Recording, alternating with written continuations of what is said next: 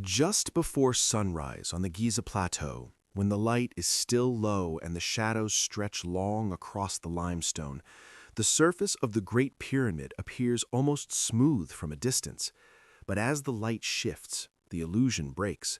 The stones are not uniform. Some blocks near the base are larger, more weathered, and set in ways that feel subtly different from the courses above them. It is a small detail, easy to miss, easy to dismiss, but once noticed, it introduces a quiet, persistent question. Are we looking at a single construction, or the visible upper portion of something older? The accepted explanation is, in many ways, elegant. The pyramids at Giza, especially the Great Pyramid of Giza, are attributed to the 4th dynasty of ancient Egypt, built during the reign of Khufu around 4,500 years ago. Archaeologists point to quarry marks, worker villages, and logistical evidence that together form a coherent narrative of large-scale state organization and engineering. It is a story supported by decades of excavation and research, and it explains much of what we see. And yet, there are edges to that explanation, areas where the clarity softens. At the base of the pyramids, particularly around the plateau itself, there are massive limestone blocks that appear more eroded than those placed higher up. Erosion, of course, is not unusual in a structure exposed for millennia. Wind, sand, and temperature shifts leave their marks. But some researchers have noted patterns of weathering that seem less consistent with wind-driven abrasion and more aligned with prolonged water exposure, something that would imply a very different environmental context than the arid conditions we associate with modern Egypt. The official response tends to frame this as a matter of interpretation. Geological processes are complex, and surface patterns can be misleading. Still, the observation lingers, not as a contradiction, but as a detail that does not fit perfectly into the larger picture. Beneath the plateau, the uncertainty deepens.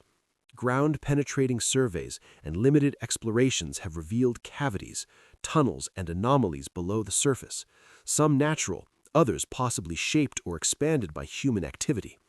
The full extent of these subsurface features remains unclear, partly because access is restricted, and partly because excavation at that scale presents significant challenges.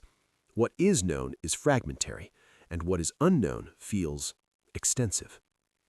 In nearby areas, blocks reused from earlier structures have been identified in later Egyptian constructions.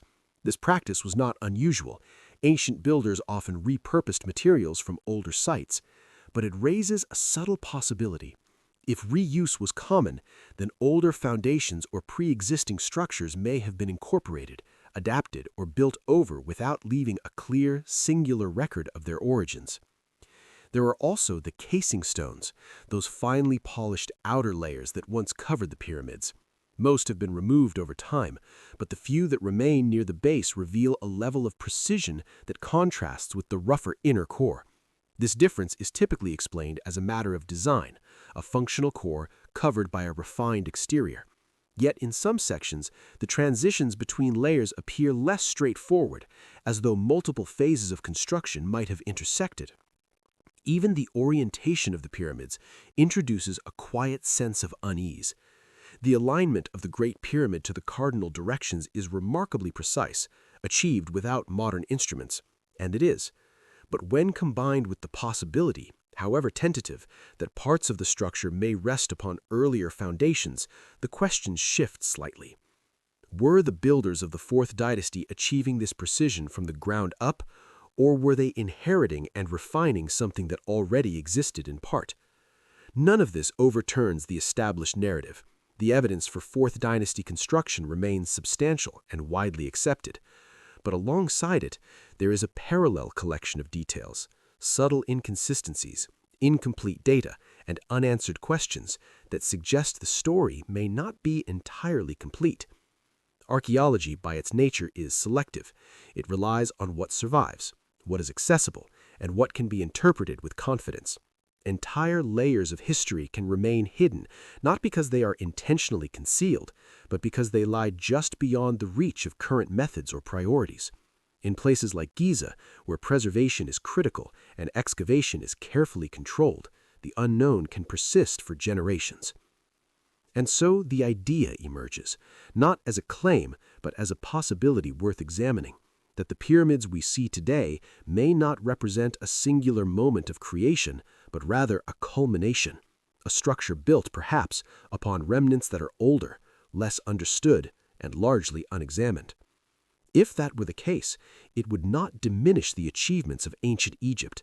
Instead, it would place them within a deeper continuum, suggesting that even one of the most iconic constructions in human history might be part of a story that extends farther back than we currently recognize.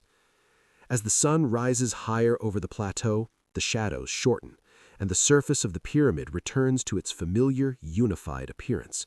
The irregularities fade from view. The structure becomes once again a symbol of certainty, solid, defined, and explained. But the questions remain, quietly embedded in stone and sand.